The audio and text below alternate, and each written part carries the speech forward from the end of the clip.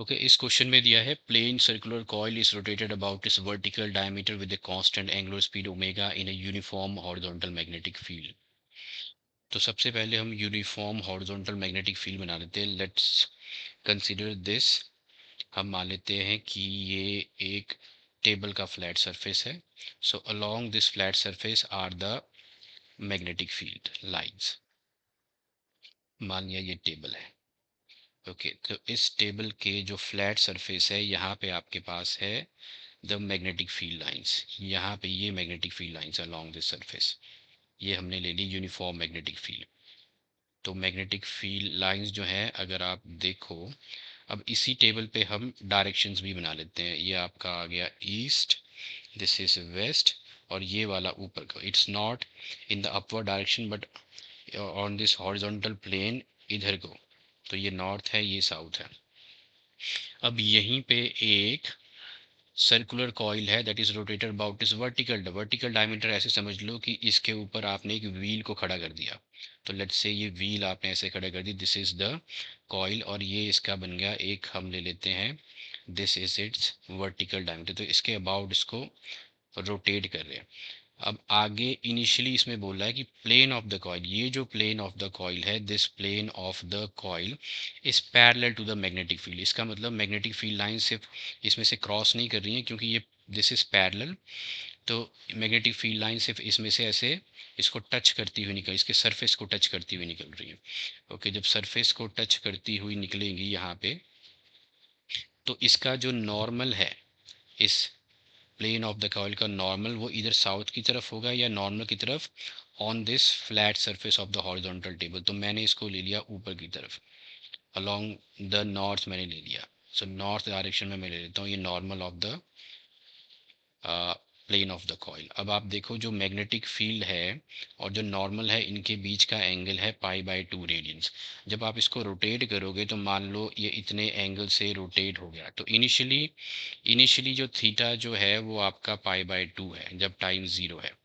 और जब टाइम कुछ हो जाएगा, जब ये इस तरह से रोटेट हो जाएगी, तो ये एंगल जितनी एंगुलर डिस्प्लेसमेंट कवर करेगा, angular displacement is equal to हो जाएगा एंगुलर स्पीड इनटू टाइम। तो मान लो ये एंगल है ओमेगा टी, तो किसी भी टाइम पे आपका थीटा जो हो जाएगा वो हो जाएगा ओमेगा टी प्लस पाई/2। शुरू में आपका ओमेगा टी नहीं है। ओके, अब हम आते हैं मैग्नेटिक फ्लक्स पे। अगर आपको ये समझ आएगा, now the magnetic flux is given by the dot product of the magnetic field into the area vector which is equal to B A cos theta, और कॉस थीटा किसी भी टाइम पे है ये। तो मैंने यहाँ लिख दिया magnetic flux is equal to आ जाएगा B into A into cos of this is omega T plus पाई/2। अब मुझे जो ग्राफ बनाना है वो magnetic flux with as a function of omega T. तो एक आपका है ओमेगा टी और दूसरा है मैग्नेटिक फ्लक्स। शुरू में सिर्फ एंगल जो बना रहा है मैग्नेटिक फील्ड और normal of the area vector, वो सिर्फ पाई/2 है, ओमेगा टी नहीं है, ये ज़ीरो है, तो ये भी आपका ज़ीरो है। ओके, फिर उसके बाद मान लो मैंने इसको रोटेट कर दिया। ये आपका नॉर्मल वेक्टर है of the plane of the coil जो कि नॉर्थ की तरफ है। ये आपकी मैग्नेटिक फील्ड है जो कि ईस्ट की तरफ है। अभी इनके बीच में है पाई/2, फिर अभी जो एंगुलर डिस्प्लेसमेंट है वो आपकी ज़ीरो है। फिर मैंने एंगुलर डिस्प्लेसमेंट इधर ले ली, पाई/2 ले ली, मान लो हाफ टर्न इधर ले लिया, क्वार्टर टर्न ले लिया। तो पूरा इसका मतलब ये हो गया आपका। तो cos of this omega T आपने जो टर्न ली है दैट इज पाई/2, तो ये हो जाएगा कॉस ऑफ पाई/2 प्लस पाई/2 विच इज कॉस ऑफ 2 पाई/2, ये कट गया, कॉस पाई आ गया विच इज -1। तो जब आपका टर्न ली है पाई/2 की, तो आपका ये आ गया कॉस ओमेगा टी प्लस पाई/2, ये आ जाएगा -1, तो ये आ गया -BA।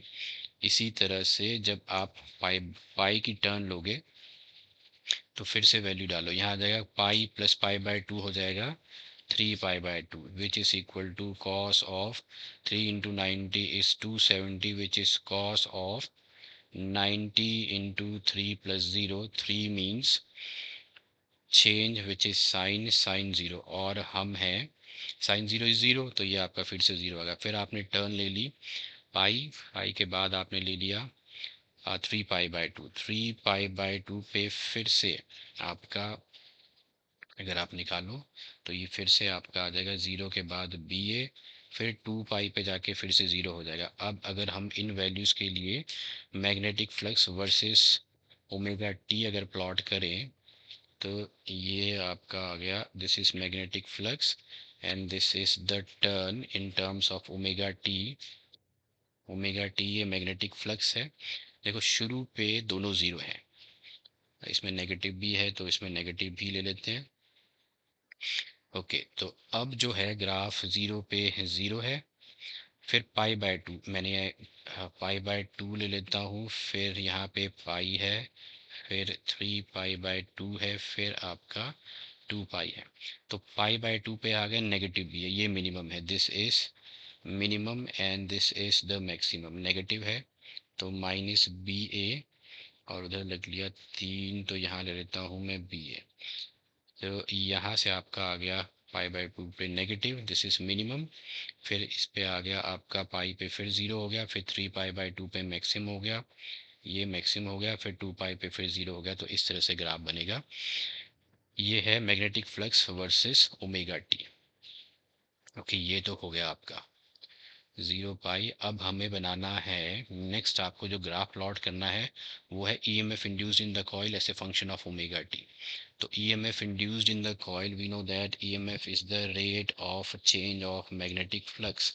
तो मैग्नेटिक फ्लक्स इस केस में जो था, ये है आपका मैग्नेटिक फ्लक्स जो हमने निकाला है, वो है B A cos omega T plus pi by 2। So ये है B A into cos of omega T plus pi by 2। इसका ग्राफ हमें बनाना है। ओके, तो इंड्यूस्ड ईएमएफ आ जाएगा आपका, बी ए आ गया बाहर, माइनस इधर लगा हुआ है।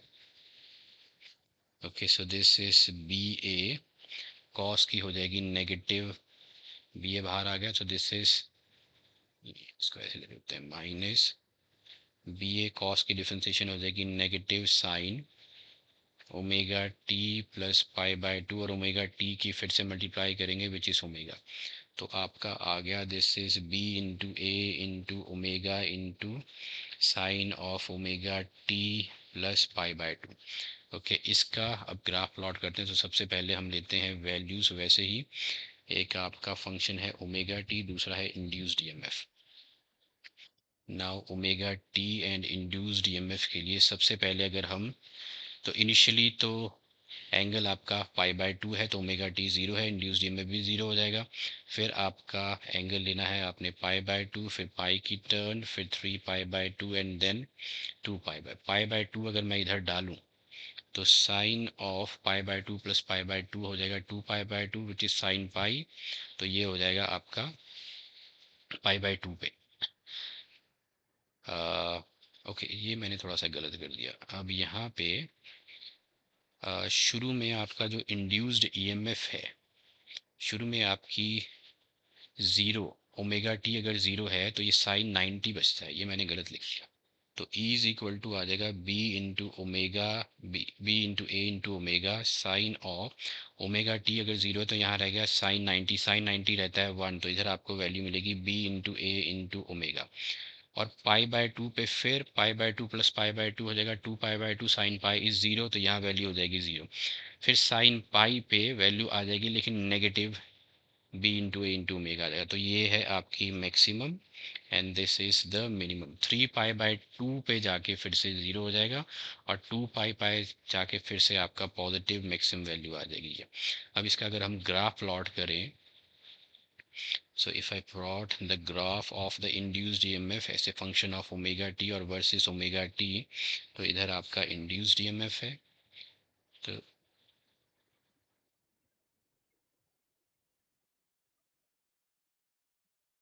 ओके, अब शुरू में देखो मैक्सिमम वैल्यू है ज़ीरो, जब ओमेगा टी आपका ज़ीरो है, दिस इज ओमेगा टी आपका ज़ीरो है, तो आपको मिलेगी 1 2 3 4 पे, यहाँ पे मैं लेता हूँ maximum value B into A into omega.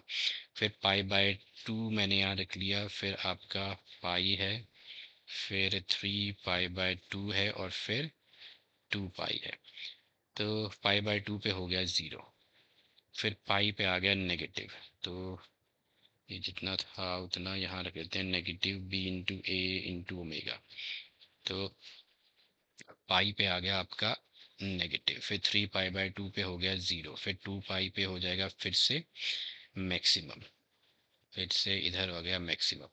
तो ये ग्राफ बनेगा induced EMF versus omega T, pi by 2, pi, 3 pi by 2 and 2 pi, these are the graph. तो इस तरह से आपको ग्राफ प्लॉट करने हैं, showing the variation of the magnetic flux and the induced EMF linked with the coil.